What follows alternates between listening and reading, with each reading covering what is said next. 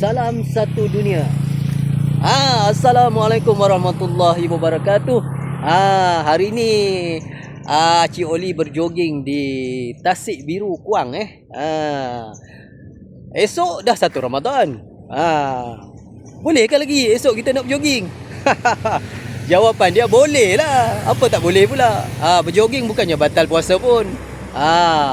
Asalkan janganlah sampai memudaratkan. Okey? Memanglah bagus kan orang nak berinfak makanan, tetapi yang nak makan tu pun kena jaga-jagalah. Janganlah makan tu sampai kita punya puasa tu orang kata dah lari daripada tajuk. Dah lari daripada matlamat kita berpuasa sebenarnya. Kan? Kalau boleh kita makan tu sekadar yang perlu, jangan berlebihan, kerana berlebihan dan membazir itu adalah saudara syaitan. Ingat tu. Selamat menunaikan ibadah berpuasa.